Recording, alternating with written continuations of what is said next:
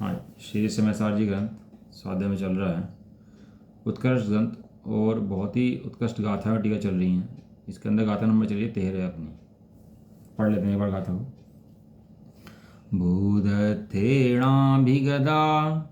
जीवा जीवाय पुण्य पावं च आसव संवरणिजर बंधो मोखो यसम्मतम् भूतार्थ से जाने अजीव जीव पुण्य पापरु निर्जरा आश्रव संवर बंध मुक्ति ये ही संकित जानना। इस प्रकार शुद्ध ऐसे जानना सो सम्यक तो है। और इस गाथा में कहा है भूतार्थ नैसे जाने, किसको जाने? सात तत्वों को जाने। सात तत्व कौन कौन से हैं? जीव जी पुण्य पाप आश्रव बंध संवरण निद्रा मोक्ष। ये सात तत्व को भूतार्थ में जाने। इसमें पहला पैरा चल रहा था अपना, और पहले पैरे के अंदर चल रही बात अपनी यहाँ पर कि वहाँ अनुभूति जिसका लक्षण है आत्मख्याति है वह प्राप्त होती है। शुद्ध न ऐसे नव तत्वों को जानने से आत्मा की अनुभूति हेतु होती है। इस हेतु ये नियम कहा है। नियम क्या है सम्यक दर्शन का? सम्यक दर्शन नियम ये है कि शुद्ध न ऐसे सात तत्वों को जाने तो आत्मा की अनुभूति होती है। बहुत चर्चा आ चुकी है अपनी कि सात तत्व हैं तो सात तत्व हैं, अजीव है सो जीव नहीं है, जीव है सो अजीव नहीं है, आश्रव है सो आश्रव है, आश्रव है वो जीव नहीं है, जीव है वो आश्रव नहीं है। बहुत चर्चा इस बारे में हो चुकी है अपनी कि सात तत्व भैया भिन्न हैं और जीव भिन्न है। जीव को क्या है अनादिकाल से मिथ्या दृष्टि है। मिथ्या दृष्टि के अंदर क्या लगता है कि सात तत्वों का पता ही नहीं है, सात तत्व क्या होते हैं कैसे होते हैं, और कदाचित जानता भी है तो उनको जीव जानता है। किसको?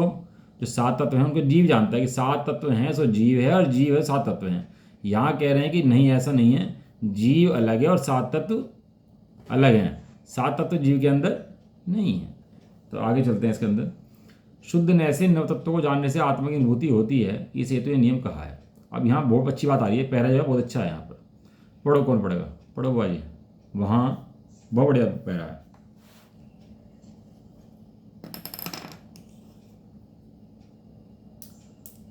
वहाँ विकारी होने योग्य मिला नहीं?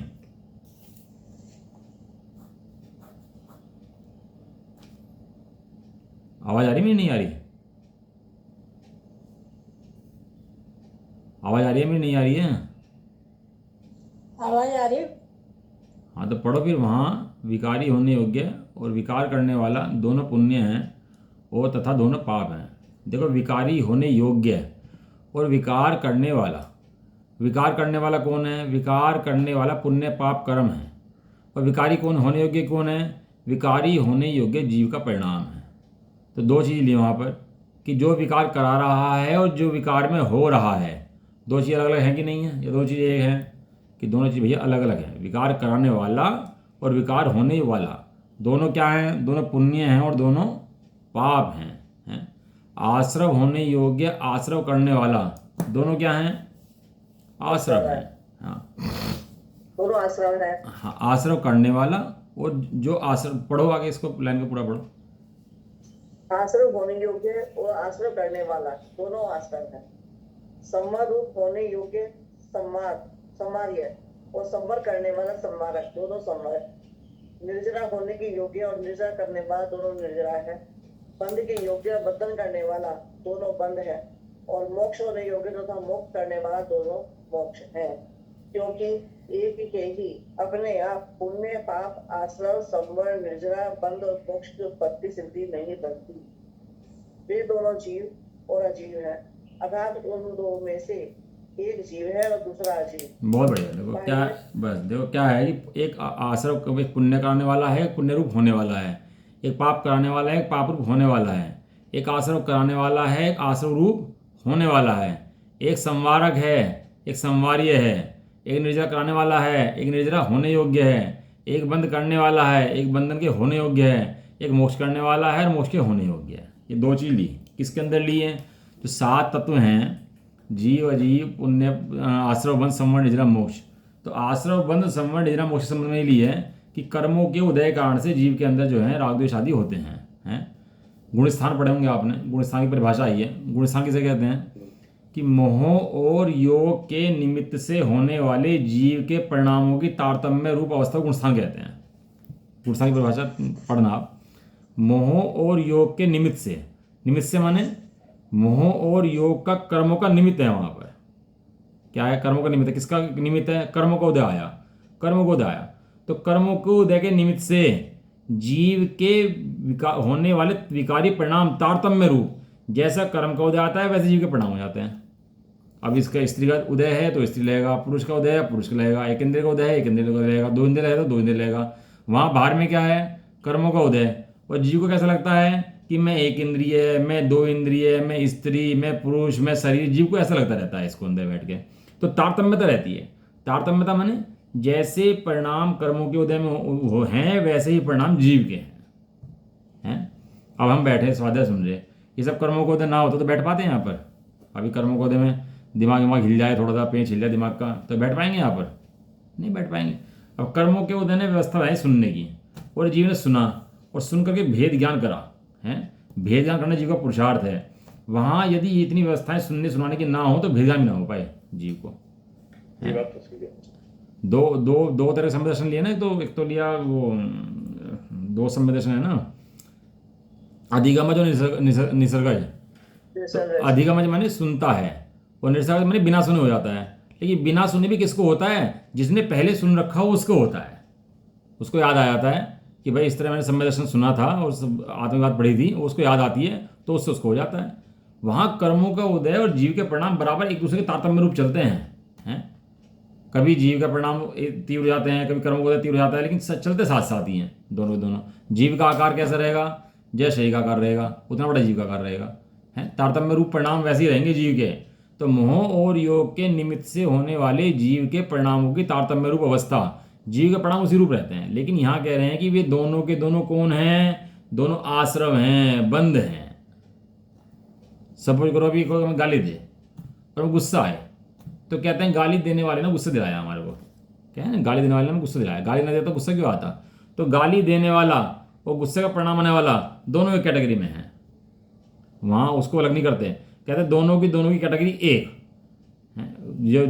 जो जिसके निमित्त से होता है वो उसी का होता है। जो जिससे होता है वो उसी का होता है। कर्मों के उदय के निमित्त से परिणाम हुआ तो किसका? कि कर्मों का भैया। ये जीव का परिणाम नहीं है। होता जीव के अंदर से है, लेकिन परिणाम किसका है? पर का। अब जीव पर का अवलंबन ले तो पर के जैसे परिणाम होते हैं, और स्वयं का अवलंबन ले तो स्वयं जैसे परिणाम होते हैं। अवलंबन जीव किसका लेता है? डिपेंड इसके ऊपर करता है। बात यहाँ चल रही है कि आश्रव करने वाला और आश्रव होने वाला दोनों क्या हैं? दोनों आश्रव हैं। अब ये यहाँ ये नहीं कह रहे कि जीव आश्रव है, क्योंकि जीव को तो भिन्न दिखाना है। जीव अखंड त्रिकाली भिन्न है और आश्रव होने वाला परिणाम भिन्न है। ये समय सार जी के अंदर कमाल दिया ना, ये पढ़ा दिया। हम दिन रात जीव को कहाँ से देखते हैं? परिणामों से देखते हैं। परिणाम अच्छे हुए तो जीव कैसा? अच्छा। परिणाम बुरे हुए तो जीव कैसा? बुरा। हमें दिन रात दिखता है। अब मुनराज के सामने चंडाल आ गया, भील आ गया, चमार आ गया, तो मुनराज उसको भील चंडाल नहीं देखते, उसको जीव देखते हैं। और हम क्या देखते हैं उसको? हम भील चंडाल ये बुरा है, ये गाली देता है, ये ऐसा है, हम उसको क्या देखते हैं? उसको पर्याय से देखते हैं। अरबी उसको द्रव्य से देखते हैं। दोनों बातों में फर्क है। हमें फिनिश मेटल चाहिए, वे रॉ मेटल देखते हैं। रॉ मेटल क्या है? दोनों। जब टीवी अपने यहाँ चलता है, टीवी के अंदर क्या होता है? टीवी के अंदर बाढ़ आती है, आग लग जाती है टीवी, तो टीवी पर पानी गिरते हैं क्या कभी? कि भैया आग लगी, टीवी पर पानी गिरो। मोबाइल के अंदर आग लग रही है, मोबाइल पे पानी गिर दो, एक लोटा पानी गिर दो मोबाइल के ऊपर, भैया आग लगी मोबाइल के अंदर। होता है कभी ऐसा? वहाँ एक कागज में आग लग जाए ना घर में तो उसे बुझाने भागे, लेकिन वह टीवी के अंदर आग लग जाए तो उसकी चिंता ना करे बिल्कुल भी। क्यों? क्योंकि निर्भर है कि ये टीवी के दृश्य टीवी के अंदर दिख रहे हैं, लेकिन टीवी में है नहीं। टीवी में दिखते हुए भी टीवी के अंदर नहीं है। वहाँ टीवी के अंदर दिखने वाले दृश्य है और वे जो दृश्य टेलीकास्ट हो रहे हैं वे सब अलग और टीवी अलग है कि नहीं है? मोबाइल के अंदर दिखने वाले पिक्चर का कनेक्शन कहाँ से है? मोबाइल से है कि बाहर से है? जहाँ से आ रहे हैं, जहाँ से आ रहे हैं वहाँ से है। और मोबाइल से कनेक्शन कोई है नहीं। हमें क्या लगता है कि अब वहाँ कोई दिक्कत नहीं आती किसी को कि उसको मारता हो, पीटता हो, पानी में गिरता हो, हैं, भूकंप आ जाए वहाँ पे, उसके अंदर भूकंप दिखा रहे हो टीवी मोबाइल के अंदर, तो टेंशन होती है भूकंप आ गया रोको इसको भैया गिर ना जाए, वहाँ कोई टेंशन नहीं होती किसी को भी। लेकिन यहाँ जीव के विकारी परिणाम देख करके ऐसा लगता है जीव विकारी हो गया, जीव के पुण्य के परिणाम देख कर लगता है जीव पुण्य हो गया। यहाँ कह रहे हैं कि इसका संबंध उससे है, बाहर से कर्मों से, इसका संबंध जीव से नहीं है। जीव नहीं हिलता भैया, कितने भूकंप आ जाएं वो जीव नहीं हिलता, कितनी आग लग जाए जीव नहीं जलता, कितनी बाढ़ बह जाए हैं जीव नहीं गलता, जीव के अंदर पानी नहीं आता। वहाँ जीव के अंदर होने वाले परिणामों का संबंध बाहर से है और जीव का संबंध में ज्ञान दर्शन से है, कि ज्ञान दर्शन हिलते ही नहीं है उसके, एक रूप अखंड रहते हैं। एक शब्द है टंकोत्कीर्ण। टंकोत्कीर्ण में क्या होता है? टंकोत्कीर्ण माने जैसा है वैसा, जैसे पत्थर पर लिख देते हैं ना, कोई चीज पत्थर पर लिख दी तो अब वो कोई छेड़ नहीं सकता उसको, मिटा नहीं सकता उसको। टंकोत्कीर्ण उसको कहते हैं टाँकी से उगाड़ा हुआ टंकोत्कीर्ण। तो टाँकी से उगाड़ दिया उसके नाम को, किसी चीज़ को, तो टाँकी से उगाड़ने के बाद उसे कोई बदल नहीं सकता। इस तरह जीव का स्वभाव बदला नहीं जा सकता, परिणाम बदले में रहेंगे नहीं और जीव का परिणाम बदलेगा नहीं। समझ में आया? आश्रम होने योग्य आश्रम करने वाला दोनों अलग, जो कर्म है कर्म के परिणाम हैं उन सबसे जीव नहीं आ रहा। कर्म के परिणाम को नो कर्म के परिणाम को, जो ना करे मात्र जाने वो ही आत्मा ज्ञानी हो। ये सम्य दर्शन के मूल में चल रहे हैं, बता रहा हूँ आपको। ये सम्य दर्शन के प्राप्त करने के, मोक्ष मार्ग के, ये तो मैं इनकी महिमा नहीं आती इन शब्दों की, नहीं तो ये मोक्ष देने वाले मंत्र हैं, संसार से निकालने वाले मंत्र हैं ये सारे सारे। हमें वो परिणामता जीव लगता है और ये परिणामों से भिन्न जीव दिखा रहे हैं कि उस काल के अंदर भी परिणामों से भिन्न एक जीव बैठा हुआ है जो कभी उन परिणामों में नहीं हुआ है। जब जीव की श्रद्धा ऐसी आती है कि मैं परिणाम में नहीं होता, मेरा कुछ घटता नहीं है, बढ़ता नहीं है, बिगड़ता नहीं है, तब जाकर उसको सम्य दर्शन प्राप्त होती है। हे भव्य महाउद्यम से जिन तत्वों को जानो, युक्ति से निर्णय कर जो का त्यों शरदानो। बहुत बढ़िया भक्ति है बड़े पंडित की। जो नहीं जन्मता है और कभी नहीं मरता, सामर्थ्य से अपनी जो है परिणमन करता। ये बड़े पंडित का मतलब न जन्मता, न मरता, न घटता, न बढ़ता, न आता, न जाता, न कोई लेता, तो टेंशन किस बात की है? तो फिर आकुलता किस बात की है? सिर पे से बोझा ताड़ने का मंत्र है ये। सिर पे साथ में बोझा घूमता है ना, मैंने कर दिया, मैंने कर दिया, मैंने ऐसा कर दिया, मेरे से बुरा हो गया, मैंने जीव हिंसा कर दी है, मैं जीव हिंसा रोक सकता हूँ। ये सब जिनमें टेंशन चलती है दिमाग में, मैंने कर दिया, मैं कर सकता हूँ, इसने मेरा ऐसा कर दिया, मेरा बिगाड़ दिया, ये जो इसके चक्कर में चलता है सारे दिन, उसके चक्कर में टेंशन चलती है दिमाग में, वो सारा कलेश जो चलता है उसका नाम राग द्वेष है। और एक बार छोड़ देना इन सबको। अब टीवी कितनी इजी बैठ के टीवी देखते हैं, टीवी के अंदर कुछ भी हो रहा है, कोई टेंशन होती है? आग लग रही, कुछ नहीं हो रहा, कुछ भी हो रहा, क्या टेंशन है बताओ? कोई टेंशन नहीं होती वहाँ पर इसको। लेकिन यहाँ टेंशन हो जाती है, क्यों? क्योंकि मोह विद्यमान है। वहाँ वस्तु में कुछ नहीं हो रहा, लेकिन वस्तु में कुछ ना होने पर भी इसको ऐसा लगता है कुछ हो रहा है, कि मोह विद्यमान है इसका, ऐसा। वहाँ विकारी होने योग्य, विकार करने वाला दोनों पुण्य है, दोनों पाप है। कह रहे दोनों ही कैटेगरी है भैया, जो भी विकार हो रहा पूर्व विकार हो रहा। आश्रव होने योग्य, आश्रव करने वाला, दोनों आश्रव हैं। दोनों क्या हैं? दोनों आश्रव हैं। आश्रव है, जीव नहीं है। भूतार्थ से जान, भूतार्थ से जान मने कि जीव नहीं है ऐसा जान है। वो लोहा होता है ना, लोहे को पानी के अंदर गिर दो तो डूब जाएगा, है ना। लेकिन लकड़ी की नाव के अंदर सीट लगी हो लोहे की तो डूबती हैं। क्यों डूबती हो? क्योंकि लकड़ी के साथ में है। लकड़ी के साथ में लोहा भी है तो कोई दिक्कत नहीं है, डूबेगा नहीं। इतने आश्रव के परिणाम यदि अज्ञानता के हैं तो डूब जाएंगे, लेकिन यदि वे ही परिणाम आश्रव भी है और ज्ञानी जीव का है तो कर्मों का बंध नहीं करता, वो नहीं डूबता ज्ञानी जीव। क्यों? क्योंकि विधि जानता है, उसकी वस्तु व्यवस्था जानता है। और खाली लोहा डूबो तो डूब जाएगा उसके अंदर वो। इसलिए आश्रव के परिणाम, मोह के परिणाम, राग के परिणाम डूब जाता है, लेकिन यदि ये विधि से पास में हो तो डूबता नहीं है। निर्जरा होने योग्य, निर्जरा करने वाला दोनों निर्जरा हैं। बंधन के योग्य है, बंधन करने वाला दोनों बंध हैं। मोक्ष होने योग्य, मोक्ष करने वाला दोनों मोक्ष हैं। तो कर्म क्या पकड़ा इसके अंदर? पहले पुण्य पाप लिया, पुण्य पाप के बाद लिया आश्रव, संवर, निर्जरा, बंध और मोक्ष। तत्वों का स्वरूप किस तरह से है, कैसे पढ़ते हैं आप तत्वों को? जीव अजीव, पहले आश्रव, बंध, संवर, निर्जरा, मोक्ष, ऐसे पढ़ते हैं। और यहाँ ले रहे हैं आश्रव, संवर, निर्जरा, बंध और मोक्ष। क्या कंफ्यूज हो गया? कुछ कंफ्यूज कर दिया क्या ना? कुछ कंफ्यूज हो गया, क्रम उल्टा सीधा हो गया है? क्यों हुआ क्रम उल्टा सीधा, बताओ। क्या बताओ? ये जो क्रम है, समझ में आया मेरा क्वेश्चन? समझ में आया नहीं आया? पहले तो बताओ। नहीं एक बार दोबारा रिपीट करना। जो तत्वों का वर्णन है, तत्वों कैसे पढ़ते हो आप? आश्रव, बंध, संवरण, निर्जरा, मोक्ष, ये तो पढ़ते हो। यहाँ जो क्रम दिया वो दिया आश्रव, संवर, निर्जरा, बंध और मोक्ष।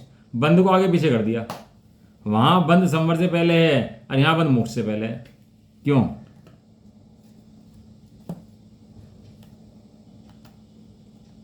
बंद मोक्ष से पहले बंद। हाँ, आश्रम के बाद आया तो संवर से पहले। हाँ, एक मिनट दिखा दीजिए। वहाँ है ना क्रम, ये समय सारजी की जो अधिकार है ना, उनका क्रम भी यही है। वो क्रम थोड़ा सा ऊपर नीचे है, लेकिन इसकी एक विवक्षा है समझने की कि ये क्रम ऊपर नीचे क्यों हुआ। समझ में नहीं आएगा, मैं बता देता हूँ। क्या है कि वहाँ बंद करने मोक्ष योग्य विवक्षा भी है। मोक्ष की उत्पत्ति सिद्धि नहीं बनती। हाँ देखो क्या है कि वहाँ जो लिया ना, बंद की निर्जरा नहीं होती ना, बंद की निर्जरा नहीं होगी, बंद निर्जरा नहीं समझ में आएगा, मैं बता देता हूँ। कैसी होगी? नहीं समझ में आएगा, मैं बता देता हूँ। आश्रव, बंध, संवर, आश्रव पूर्वक कर्म बनते हैं। यदि आश्रव नहीं होगा कर्म बंधेंगे क्या? कि कर्म नहीं बंधेंगे। आश्रव होगा तो कर्म बंधेंगे। वहाँ आश्रव पूर्वक बंध कहा है। आश्रव बंध, फिर क्या होगा? कर्म होगा, संवर हो जाएगा, फिर निर्जरा होगी और फिर मोक्ष होगा। और यहाँ जो कह रहे हैं आश्रव बंध, आश्रव संवर, आश्रव का क्या होगा? पहले संवर, फिर होगा उसके बाद निर्जरा, और फिर उसका बंध का पूरा अभाव होने के बाद मोक्ष होगा। जब पूरे कर्मों का बंधन का अभाव हो जाएगा उसके बाद मोक्ष हो जाएगा। थोड़ा विवक्षा भेद है समझने का, बाकी ज़्यादा फर्क नहीं है। नहीं, मोक्ष लिखा ना, मोक्ष की उत्पत्ति सिद्धि नहीं बनती। हाँ, उसके बिना ना पुण्य पाप आश्रव संवर निर्जरा बंध के मोक्ष के बिना वो सिद्धि नहीं बनती। वे सिद्ध नहीं हो सकते। यदि दोनों साथ में ना हो, जीव और अजीव, तो ये सात तत्व हो ही नहीं सकते। यदि जीव अकेला बैठेगा तो सात तत्व नहीं है, और अजीव अकेला बैठेगा तो सात तत्व नहीं है। दोनों मिलकर ही सात तत्व बैठते हैं। धूल मिट्टी अपना आप उड़ रही होगी तो काई नहीं है, और पानी शुद्ध होगा तो काई नहीं है। काई कब बनती है? जब धूल मिट्टी उड़ती हुई पानी की ओर बैठ जाती है तो काई बनती है। ये तो काई नहीं बन सकती। यहाँ काई क्यों बनती है? बंद वाली बात समझ में नहीं आ रही। हाँ, बंद वाली बात दोबारा समझाता हूँ। क्या है देखो, आश्रव, बंध, संवर, निर्जरा, मोक्ष। पहले जीव क्या करता है? अपने परिणाम करता है, राग के परिणाम करता है। तो उससे क्या होता है? कर्मों का क्या होता है? आश्रव होता है। आश्रव माने आना, और बंध माने बंधना, बैठ जाना। वो पहले आया और बैठ गया। आने का ये विधि है कि नहीं है? आएगा फिर बैठेगा, फिर क्या होगा? जाने के लिए खड़ा होगा, जाने के लिए चलेगा और फिर निकल जाएगा बाहर। ऐसे ही है संवर निर्जरा है ना। अब यहाँ क्या विधि है कि वो भैया आया, आने के बाद उसे बैठाए, बैठ तो गया वो, लेकिन वो जाने के लिए खड़ा हुआ। तो जब पूरा खड़ा हो गया, पूरा बाहर निकल गया, तब कहा गया इसका अभाव हुआ है। इसका अभाव हुआ है। वहाँ खड़ा होने का नाम जाना मान लिया, खड़ा हो गया तो जा रहा है। यहाँ घर से बाहर निकल गया तो कह रहे हैं जा रहा है पूरा का पूरा। हो सकता है वापस आए। तो इस यहाँ पर मोक्ष जो 8 कर्मों के अभाव से बंद होता है उसकी अपेक्षा यहाँ बात है, और वहाँ आश्रय की अपेक्षा बात है। नहीं, तो बंद के जो कोई बंद होता है, कर्मों का बंद होता है, तब मोक्ष की उत्पत्ति होती है। बंद का अभाव होता है तब होती है। जब बंद हो जाएगा तो मोक्ष तो होने का ही। हाँ, बंद होगा तो मोक्ष नहीं होगा। बंद का अभाव होने के बाद मोक्ष होगा। बंद का पूर्ण अभाव। देखो क्या है कि 2 तरह से बंद का अभाव होता है। एक तो होता है मोह का कर्म का अभाव, एक होता है 8 कर्मों का अभाव। क्या होता है? एक तो मोहनीय कर्म का अभाव होता है। तो समय सारजी में कहता है मोहनीय कर्म का अभाव हुआ भैया, समय दर्शन हो गया, इसका सब मोक्ष हो गया। लेकिन वास्तव में मोक्ष कब होता है? कि जब 8 कर्मों का अभाव होकर जिस दिशा में पहुंच जाता है तब कर्मों का अभाव होता है। तो वो 8 कर्मों के अभाव को यहाँ बंद का अभाव कहा है। इस तरह से, ठीक है ना। नहीं, 8 कर्मों के भाव को बंद का है। 8 कर्मों के अभाव को बंध का अभाव कहा है, उसी से मोक्ष को कहा है, मोक्ष की उत्पत्ति कही है उससे। आठ आठ कर्मों के भाव को बंद का अभाव कहा है, तो इसलिए मोक्ष को बंद होता है। हाँ, क्या है कि यदि अकेला जीव हो ना तो उसको बंद नहीं हो सकता। वो तो तारतम्य रूप से जब कर्म का उदय आता है और जुड़ता है उसके अंदर, तो नए कर्मों का बंध होता है। उन कर्मों के नाम क्या हैं? आश्रव, पुण्य, पाप, बंध, ये सब उनकी संतान हैं। और जब भेद ज्ञान करता है, कर्म जाते हैं, तो उसका नाम संवर निर्जरा मोक्ष है। लेकिन ये जीव के परिणाम हैं, ये जीव नहीं है। यहाँ ये बात कहना चाहते हैं, भूतार्थ न ऐसे वे जीव नहीं है, क्योंकि एक ही के अकेला छोड़ दो, कि को पुद्गल को अकेला छोड़ दो या जीव को अकेला छोड़ दो, तो पुण्य, पाप, आश्रव, संवर, निजरा, बंध, मोक्ष की उत्पत्ति नहीं होती, क्योंकि वे दोनों जीव और अजीव हैं। अर्थात उन दोनों में से एक जीव है, एक अजीव है। अजीव माने पुद्गल है। क्या कुछ कंफ्यूजन हो रहा? समझ नहीं आ रहा? भारी हो रहा? नहीं, भारी नहीं रहा, मैं समझ रहा हूँ। एक जीव है, एक अजीब है। अजीब अलग है तो अजीब अलग हो तो कर्मों की उत्पत्ति नहीं होगी। हाँ, अजीब है अलग है तो कर्मों की उत्पत्ति नहीं, जीव अलग है तो नहीं होगी। दोनों मिलते हैं आपस में तब कर्मों की उत्पत्ति होती है। तो जो कर्मों की उत्पत्ति होती है वो किस कारण से होती है? वो दोनों को मिला करके होती है, दोनों के मिलने के कारण से होती है। राग द्वेष करता है ना भाई, जीव राग द्वेष क्यों करेगा? मुझे ये बताओ, घर में जो पुत्र की उत्पत्ति हुई है वो माता से हुई है, पिता से हुई है? दोनों के उससे हुई है। दोनों के मिलन से हुई है ना। लेकिन वहां भी लाओगे तो निश्चय कारण कौन है? कि निश्चय कारण पिता है उसके अंदर, और व्यवहार कारण की माता है उसके अंदर। लेकिन एक पक्ष से देखोगे तो दोनों निश्चय कारण है, कि दोनों नहीं मिलते तो पुत्र की उत्पत्ति कैसे होती। इसी तरह से जीव और अजीव नहीं मिलेंगे तो संसार भी उत्पन्न नहीं होगा। संसार की उत्पत्ति का मूल कारण वो जीव अजीव का मिलना है आपस में, ऐसा। ये चक्र तो चलता रहेगा। सही बात तो है, पर ये चक्र चल रहा है ना, तो किसी का चल रहा है। वे जीव और अजीव जीव कुछ नहीं करता। लेकिन जब शरीर में जब तक जीव है तब तक ये दुख सुख है। जैसे जीव निकला, दुख सुख खत्म हो जाते हैं सारे। दुख सुख खत्म कहाँ होंगे? वो जीव कहीं और चला जाता है, सुख दुख वहां शुरू हो जाते हैं उसके। सुख दुख खत्म, पुद्गल में कुछ दुख सुख नहीं है। पुद्गल खत्म हो गया, पर वो जीव के साथ में क्यों चले जाते हैं? जीव के साथ अरे जीव के साथ होने पर भी जीव तो अपने राग का भोगता है, जीव कर्मों का भोगता नहीं है। देखो, कर्म सत्ता में पड़े हों और जीव भेद ज्ञान करे और आत्मा का ध्यान कर ले तो सारे कर्मों का अभाव हो जाता है उसके। बैठे बैठे ही सारे कर्म चले जाते हैं उसके। अब कहाँ चले कर्म सारे उसके? अगर वो कर्मों ध्यान कर लेना तो फिर तो दुख नहीं लगते, पता नहीं चलता। सारे कर्मों का अभाव हो जाता है उसके, चले जाते हैं। वो तो पता लगता है कितने लंबे लंबे कर्म बने वो सारे उदय में आगे खिल जाते हैं, छुट्टी जाते हैं, जीव मुक्त हो जाता है जीव। जेल में बनता क्यों है? जेल के अंदर कैद है एक व्यक्ति, कैद जेल ने कैद कर रखा कि अपने अपराध ने कैद कर रखा उसके? अपराध ने कर रखा है। तो अपराध क्या करता है ना? अपराध क्या करता है? पर को अपना मानता है, अपराध करता है। ले अब बार आगे बढ़ लेते हैं। बाह्य दृष्टि से देखा जाए तो जीव पुद्गल, पढ़ो आप पढ़ो। बाह्य दृष्टि से देखा जाए तो जीव पुद्गल की अनादि बंध पर्याय के समीप जाकर एक रूप अनुभव करने पर यह नव तत्व पुतार्थ है, सत्यार्थ है। और एक जीव द्रव्य के समीप जाकर अनुभव करने पर वे अपुतार्थ है, सत्यार्थ है। वे जीव ये एकाकार स्वरूप में नहीं है। बहुत बढ़िया बात है। मतलब क्या है, इतनी सुंदर बातें हैं ये कि समझ लेना जीव तो सारा विकार जो अंदर का है ना, अभ्यास कर ले इनका तो सारा विकार निकल जाए उसका है। इंद्र समोषण में ये बातें सुनता है बैठ करके ध्यान से, और एक बार सुन चुका होता है, फिर सुनता है, फिर सुनता है, ये सुनता रहता है बैठा हुआ। क्यों? क्योंकि रोग भी एक ही है, एक, और रोग का भाव करने की दवाई भी एक ही है। अन्य कोई दवाई है नहीं। सुनता रहता है, प्रसन्न होता रहता है, सुनता रहता है, प्रसन्न होता रहता है। इन बातों को हैं बार बार भी पूरा समय सारजी पढ़े ना, ये बात चलती रहेगी पूरे समय सारजी के अंदर। निश्चय व्यवहार, निश्चय व्यवहार, ये चलता रहेगा पूरे में। करना क्या चाह रहे हैं? कि हमारे मोह का भाव करना चाह रहे, हमें जो आदत पड़ी हुई है ना पर की, पर में सुख मानने की, वो छुड़ाना चाह रहे, वो कुछ नहीं कर रहे। देखो कितना बढ़िया बात लिखी कि बाह्य दृष्टि से देखा जाए, स्थूल दृष्टि से देखा जाए, स्थूल रूप से देखो तो क्या होगा कि जीव पुद्गल की अनादि बंध पर्याय के समीप जाकर देखने से। जीव पुद्गल कब से बंधे हैं? अनादि काल से बंधे हैं। कब से बंधे आ रहे हैं दोनों? काल अनंत निगोद में जा रहा है। कब से? अनादिकाल से बंधे आ रहे हैं जीव और पुद्गल। वहाँ पुद्गल बदल रहा है, पुद्गल के परमाणु बदल रहे हैं, पुद्गल की अवस्थाएं बदल रही हैं, लेकिन जीव वही का वही है कि नहीं है? जीव बदला क्या? नहीं। जीव के परिणाम तो बदल रहे हैं लेकिन जीव नहीं बदल रहा। तो जीव के जो परिणाम बदल रहे हैं और पुद्गल के परिणाम बदल रहे हैं, इसे कहते हैं बंध पर्याय।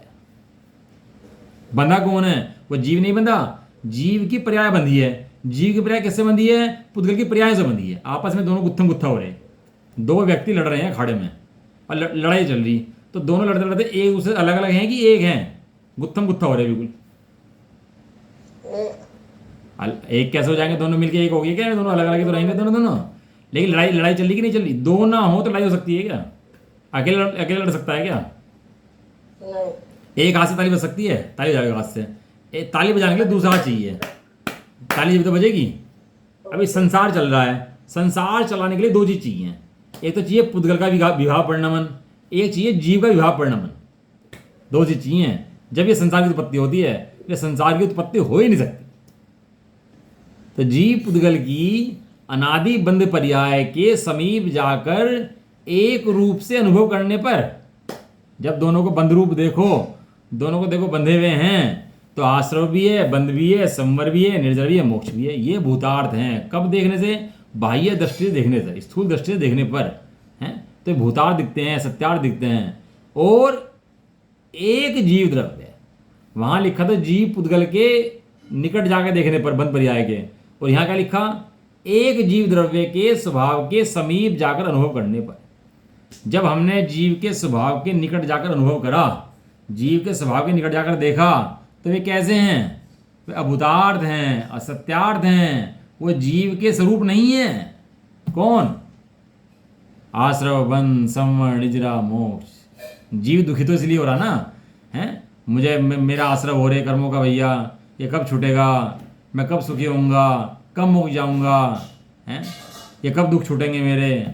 यहाँ कह रहे हैं तो दुखी है ही नहीं भाई, तेरे स्वभाव के अंदर दुख नहीं है। मुनराज बैठे जंगल के अंदर, उपसर्ग हो रहा, दुखी है कि नहीं है? क्यों दुखी नहीं है? वो दुख तो बहुत हो रहा, पत्थर गिर रही है, आग लग रही है, तो दुखी क्यों नहीं हो रहे?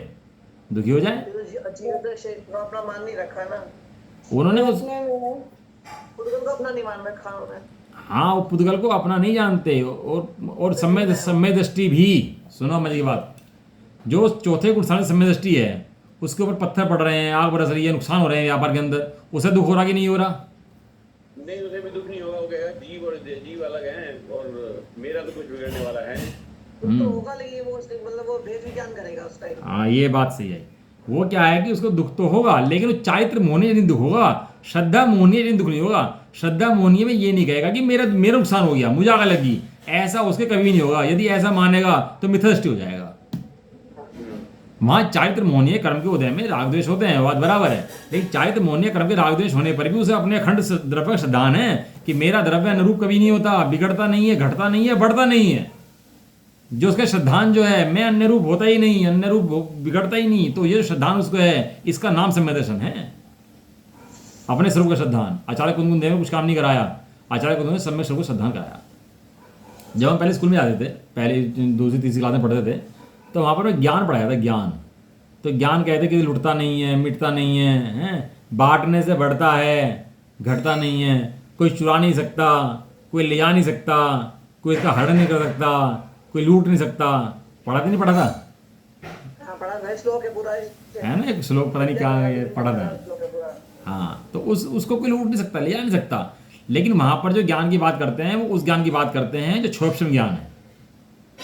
और यहाँ जो बात करते हैं, यहाँ बात जो कुंदन देव कर रहे हैं, यहाँ उस ज्ञान की बात कर रहे हैं त्रिकाल है, एक रूप है, घटता बढ़ता नहीं है, बदलता नहीं है, यहाँ उस ज्ञान की बात है। अरे केवल ज्ञान स्वरूपी मैं अभी हूँ, सर्वज्ञ स्वभावी मैं अभी हूँ, सर्वदर्शी स्वभावी अभी हूँ, होऊंगा ऐसी बात नहीं है। मुक्त तो वो हो जो बंधा हो। कौन छूटेगा? जो बंधा हो वो छूटेगा, जो बंधा हुआ है वो छूटेगा, और जो बंधा नहीं है वो छूटेगा। जरूरत है छूटने की उसको। जिसको आश्रव है उसका संवरण निजरा होगा, जिसको आश्रव ही नहीं है वो संवरण निजरा का है बात का। जीव त्रिकाल शुद्ध है, जीव को आश्रव नहीं है। आश्रव होने योग्य और आश्रव करने वाला दोनों आश्रव हैं, दोनों जीव नहीं है। भूतार्थ नय से जानो भैया। इसलिए इन नव तत्वों में भूतार्थ नय से एक जीव ही प्रकाशमान है। एक इंद्रिय के अंदर कौन है? कि जीव। 2 इंद्रिय के अंदर कौन है? जीव। 5 इंद्रिय के अंदर कौन है? जीव। देवगति के अंदर कौन है? जीव मनुष्य गति में कौन है? जीव त्रियंज गति में कौन है? जीव तो ये गतियां और पर्याय मुख्य हुई कि जीव मुख्य हुआ? जी जो त्रिकाल एक रूप रहने वाला है, पर्याय में जाता नहीं, गतियों में जाता नहीं, बदलता नहीं, वो मुख्य है कि बदलती पर्याय मुख्य हैं? बदलती पर्याय मुख्य हैं। अच्छा, बहुत सुंदर। नहीं, बिल्कुल सही बात कह रहा हूँ मैं। ये जीव मुख्य कहाँ से हो गया? भैया जो बदल नहीं, आपने ये कहा तिरंज गति में कौन जीव, हाँ। मनुष्य गति में कौन जीव, देव गति में कौन जीव, निगोद में कौन जीव। तो जीव मुख्य है या पर्याय मुख्य है? पर्याय मुख्य है, क्योंकि जीव जो है पर्याय के इशारे पे नाच रहा है। जीव पर्याय के इशारे पे नाच रहा, पर्याय जीव के इशारे पे नाच रही है। ना ना, ऐसा होता तो बात की पर्याय बनती नहीं। आज तक पर्याय बदल गई, जीव बदला गया, ये बताओ मुझे आप। नहीं, जीव बदला नहीं, पर जीव किसके इशारे पे नाच रहा है? पर्याय के इशारे अरे पे। पर्याय तो एक समय की है। पर्याय में से सुनो एक मिनट, पर्याय में से द्रव्य आता है कि द्रव्य में से पर्याय आती है? नहीं, चाहे कहीं से भी आती हो, मैं तो एक बात ही कह रहा हूँ। जीव देव गति में कौन जीव, तिरंज गति में कौन जीव, निगोद गति में कौन जीव, मनुष्य गति में कौन जीव। तो मनुष्य जीव जो है इन गतियों में घूम रहा है। इन गतियों में किससे घूम रहा है? पर्याय की वजह से। तो जीव तो मुख्य हुआ ना। नहीं, जीव कैसे मुख्य हो गया? पर्याय मुख्य हो गई जो जीव को घुमा रही है। तो क्या तो बात करी आपने? अब ये तो बात है ना, लट्टू घूम रहा है, लट्टू घूम रहा है, लेकिन लट्टू की जो कील, सुनो, लट्टू की जो कीली है जिसके ऊपर लट्टू घूम रहा है, वो कीली घूम रही है कि नहीं घूम रही है? नहीं, कीली घूम रही है। भाई साहब, कीली के अंदर एक पॉइंट ऐसा है जो नहीं घूम रहा है। नीचे के सरफेस पे जाके देखोगे ना आप उसके कीली के, तो एक पॉइंट सेंटर में आपको ऐसा मिलेगा जो नहीं घूमता और जिसके ऊपर सब घूमता है। नहीं, तो कीली किससे बंधी हुई है? लट्टू से बंधी हुई है ना। हाँ, लट्टू की कीली की उस पॉइंट से बंधी हुई है जो घूमता नहीं है। लट्टू पूरा घूमे, लेकिन कीली का वो सिरा नहीं घूमता कभी भी। बिना कीली के लट्टू घूम जाएगा। अरे लट्टू घूमे नहीं घूमे, कीली तो कीली है, लट्टू घूमने की जरूरत क्या है? ना घूमे उसका, कीली की जरूरत है कि लट्टू घूमने की? तो बिना कीली के लट्टू घूम जाएगा? नहीं घूमेगा। नहीं घूमेगा। और बिना लट्टू के कीली घूम जाएगी? कीली को घूमने की जरूरत ही कुछ नहीं है। कीली को घूमने की जरूरत क्या है? कीली तो कीली है। नहीं, वो तो है। अगर कीली को अलग कर दें, घुमाना चाहें तो घूम जाएगी? नहीं घूमेगी। तो कीली किससे बंधी हुई है? लट्टू से। हाँ, लट्टू को जितना तेज घुमाओगे कीली उतनी तेज घूमेगी। तो मेन कौन हुआ? लट्टू। नहीं, कीली को जितने तेज घुमाओगे लट्टू उतने तेज घूमेगा। उल्टा कर रहे हैं। चलो। रस्सी किससे बनती है? पर्याय किससे बनती है? लट्टू से बनती है। हाँ, पर्याय लट्टू से बनती है, बराबर बात है। लट्टू से बनती है ना। अब वो लट्टू को घुमानी है तो कीली घूम रही है। हाँ, लट्टू धीरे घूमेगा तो अब किसी का लट्टू फेल हो गया, गिर जाता है। किसी का लट्टू बहुत तेज चलने लगता है, किसी का लट्टू बिल्कुल सदके चलता है। तो वो पर्याय मेन हुई। ये द्रव्य तो रह गया, लट्टू लट्टू लट्टू हो गया। लट्टू नहीं, ये बात मेरी क्लियर करो। ये बात नहीं हो सकती। जीव जो है इन गतियों में भ्रमण कर रहा है। हाँ। इस वजह से पर्याय। अच्छा, एक चीज करो, एक काम करो, आप जीव का अभाव कर दो, यहाँ पर जीव हटा दो, पर्याय छोड़ दो, बचेंगी पर्याय? नहीं, पर्याय आप जीव हटाओ यहाँ से, जीव शून्य कर दो, तो पर्याय बचेंगी कि नहीं बचेंगी? मुझे बताओ। नहीं बचेंगे, शून्य हो गई। पर्याय शून्य होगी। लेकिन जीव द्रव्य मोक्ष में जाता है, तो पर्याय मोक्ष की वही मोक्ष, वही मोक्ष, वही मोक्ष, वही मोक्ष, जैसी जीव है वैसे ही मोक्ष। तो पर्याय होने के बाद भी जीव वैसा का वैसा है कि नहीं है? जीव वैसे के वैसे है भैया, पर्याय बदलती हैं, बदलते हुए अटकोगे तो भटकोगे, और एक पे जो एक रूप रहने वाला है उस पर टिकोगे तो सुलझ जाओगे। क्या होता है? एक होता है रेड़ी वाला, एक होता है दुकान वाला, एक ठिये वाला। एक ठिये वाला, एक ठेली वाला, दो चीज़ें होती हैं। आपको साड़ी लेनी है तो ठिये वाले से लोगे कि ठेली वाले से लोगे? ये वाले से। ठिये वाला कहता भैया मैं ठिये काम करना, भैया हम गलत सामान नहीं देते, कल को आके मैं पकड़ लोगे यहाँ पर। और ठेली वाला, फेरी वाला कहना सामान लो जाओ, कल पता हम यहाँ, परसों यहाँ, अगले दिन यहाँ। तो किस पे विश्वास करते हो? ठिये वाले पे कि ठेली वाले पे? ठिये वाले पे। हाँ, तो वहाँ तो ठिये वाले के विश्वास करते हो, और यहाँ बदलते विश्वास करते हो, जो बदल जाएगा। आज की पर्याय कल नहीं रहेगी, कल की पर्याय परसों नहीं रहेगी, उसका विश्वास करोगे। और जो त्रिकाल रहने वाला एक द्रव्य है उसका विश्वास नहीं करोगे। अच्छा, चलो मैं आपकी बात मान भी लेता हूँ। तो फिर ये जो जीव है ये तो मोक्ष जाना चाहिए सीधा। अरे मोक्ष जाने की जरूरत नहीं है ना, मुक्ति है। मुक्त देखो तो सही उसको। मुक्त स्वभाव में क्या, वही तो बता रहे थे कि खुले कौन, जो बंधा हो। जब बंधा ही नहीं है त्रिकाल स्वभाव, तो खुलेगा क्या के लिए? हाँ तो बात बिल्कुल सही है, जो बंधा हुआ नहीं है वो खुलेगा क्यों, और जो खुला हुआ है ऑलरेडी वो फिर मोक्ष जाएगा क्यों नहीं, मोक्ष जाएगा सीधा। चलो इसको आगे थोड़ा पढ़े, अभी इसमें आ जाएगी बात अभी। नहीं ये बात जो है ना, ये बात क्लियर होनी चाहिए। हाँ हो ही अभी इसी में से होगी, पढ़ते रहो यही क्लियर होगी। हम भी कंफ्यूज थे इस तरह ही। अबे हर बात तो कह दो आगे क्लियर हो जाएगा क्या? होगी ऐसी होगी। अच्छा एक चीज़ बताओ, 1-1.25 साल पहले आप बैठे थे और आज आप बैठे हो, तो कुछ क्लियरिटी हुई जैन तत्वों के बारे में कि वैसे के वैसे जैसे पहले थे? नहीं क्लियरिटी, जब कुछ चीज पढ़ेंगे तो क्लियरिटी तो होगी। बस अभी ऐसे पढ़ते रहो, क्लियरिटी और होगी आगे। ये समय सार जी मौका भूत भगा देगा पूरा का पूरा। मुझे पहला पूरा करना, समय तो कम बचा अभी। मुझे तो ये बात समझ में नहीं आ रही, कितना ही पढ़ लो, पढ़ने के बाद फिर वही आएगा, जीव और पुद्गल, जीव पुद्गल और जीव और पर्याय। जीव जुदा पुद्गल जुदा, बस ये बात चलेगी, इसके अलावा कुछ नहीं चलेगी। जीव को घुमाते रहोगे पर्याय के अंदर और घुमाते रहोगे उसके साथ में कृतियों के अंदर। चल आगे बोलो। नहीं आगे तो बात यही तो क्लियर होनी चाहिए। चलो होगी। भूतार्थ नय से एक जीव ही प्रकाशमान है। इसी प्रकार अंतर्दृष्टि से देखा जाए तो ज्ञायक भाव जीव है और जीव के विकार का हेतु अजीव है, और पुण्य पाप जीव के विकार का हेतु अजीव है। तो जीव का तो विकार, जीव की पर्यायों के विकार का हेतु, जी हाँ, जीव त्रिकाल जीव नहीं, जीव के पर्यायों के विकार का हेतु अजीव है, वो बात बराबर है। लेकिन त्रिकाल जीव के अंदर बंद नहीं है। पढ़ो जी। हाँ, तो ये लाइन कितनी मतलब ये लाइन अगर पढ़ो ध्यान से तो इसी में सब कुछ है। पता क्या हुआ, एक बार क्या हुआ, एक बच्ची की तबीयत खराब होगी। अब समय तो हो ही जाएगा, पढ़ जाएगा। एक बच्ची की तबीयत खराब होगी, तो तबीयत खराब होने में भाई सबने कहा बुखार हो गया इसको, कोई कहे कि काढ़ा पिलाओ, तो काढ़ा कैसा है, कड़वा। तो बच्चा के मुझे नहीं पीना। कोई कहे खिचड़ी खिलाओ, तो नहीं खिचड़ी नहीं खानी, मुझे खिचड़ी नहीं खानी।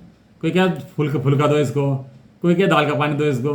अब बच्चों को सब बात सुनने में कैसी लगती है, अच्छी नहीं लगती। कहना नहीं ये फुल्के मुझे नहीं चाहिए भैया। एक मौसी आई उसकी पड़ोस की, और वो कहने लगी इसे बादाम का हलवा दो खिला करके, बना करके हैं। तो बच्चे ने बोला देखो वो क्या कह रही है, इसकी बात सुनो, बादाम का हलवा कह रही है, वो बना के दो। कह रहा बादाम का हलवा नहीं कह रही, वो तेरी मौत कह रही है। तो बादाम का हलवा तेरी रुचि में बादाम का हलवा पड़ा हुआ है, तुझे अच्छा लगता है बादाम का हलवा, वो बादाम का हलवा नहीं कह रही, वो तेरी मौत कह रही है। इस तरह यहाँ जीव को पर्याय को तो वो रस आ है, लेकिन त्रिकाल अखंड द्रव्य की बात बता रहे, इस वक्त संसार से निकलने की बात बता रहे, उनका रस ना पड़े। तू कौन है, एक अखंड कूटस्थ त्रिकाल, ये पर्याय किसकी हैं, होंगी पर्याय जिसकी होंगी। मैं अखंड कूटस्थ त्रिकाल हूँ, मेरी पर्याय नहीं होती, मैं पर्याय से भिन्न हूँ। ये बात स्पष्ट कह रहे हैं यहाँ पर। नहीं आपकी बात बिल्कुल सही है। अगर ऐसी बात है तो फिर ये पढ़ाने की जरूरत क्या है, सारा कुछ तो मत पढ़ो, पढ़ाने की जरूरत क्या तो है? बदल जाओगे क्या आप? नहीं लिखने की जरूरत क्यों पड़ी? हाँ तो लिखने की जरूरत पड़ी, व्यवहार से पड़ी। वो समझ में आने की नहीं बात। जीव तो परम शुद्ध ज्ञानी है, शुद्ध बुद्ध आत्मा है। उसको वो का पर्दत पड़ा हुआ रहेगा, उसके ऊपर क्यों समझेगा इन चीजों को। बच्चे की मेमोरी पढ़ मेमोरी। चलो आगे पढ़ो। गायक सुनो, अरे सुनो भैया, गायक भाव जीव है और जीव के विकार का हेतु अजीव है, बराबर बात है। और पढ़ो आगे। और पुण्य पाप आश्रय संवर निर्जरा बंध तथा मोक्ष जिनके लक्षण है, ऐसे केवल जीव के विकार हैं। और पुण्य पाप आश्रय संवर निर्जरा बंध तथा मोक्ष ये विकार हेतु केवल अजीव है। ऐसे यह नव तत्व जीव द्रव्य के स्वभाव को छोड़कर स्वयं और पर जिनके कारण है, ऐसे एक द्रव्य के पर्यायों के रूप में अनुभव करने पर भूतार्थ है। और सर्व काल में अस्खलित एक जीव द्रव्य के स्वभाव के समीप जाकर अनुभव करने पर वे अभूतार्थ है, असत्यार्थ है। इसलिए इन तत्वों में भूतार्थ नय से एक जीव ही प्रकाशमान है। इस प्रकार यह एक तत्व रूप से प्रकाशित होता हुआ शुद्ध नए रूप से अनुभव किया जाता है। और जो यह अनुभूति है सो आत्मख्याति व आत्मा की पहचान ही है, और जो आत्मख्याति में है सो सर्व दर्शन ही है। इस प्रकार यह सर्व कथन निर्दोष है, बाधा रहित। छलम न घेतव्यम आया था ना, छलम न घेतव्यम, छल ग्रहण मत कर लेना किसी बात से हैं। ये तीन चीज़ें हैं, एक पुद्गल, जीव के परिणाम और एक शुद्ध जीव। ये तीन चीज़ें अलग हैं भैया। ये इन दो का निमित्त घटता है। जीव त्रिकाल अखंड भिन्न ज्ञायक ही है। एक पुद्गल हो गई, जीव के परिणाम हो गए, और जीव हो गया त्रिकाल अखंड एक ज्ञायक जीव, एक जीव हो गया। वहाँ जीव की दृष्टि करना, ज्ञान सबका करना, लेकिन दृष्टि जीव की करना। श्रद्धा के अंदर जीव, श्रद्धा के अंदर एक, श्रद्धा के अंदर मैं, वो श्रद्धा के अंदर कौन है, वो श्रद्धा के अंदर मैं त्रिकाल अखंड एक गायक जीव हूँ, परिणमती पर्याय हैं वो मेरे स्वभाव के अंदर नहीं है, मेरे स्वभाव से भिन्न हैं।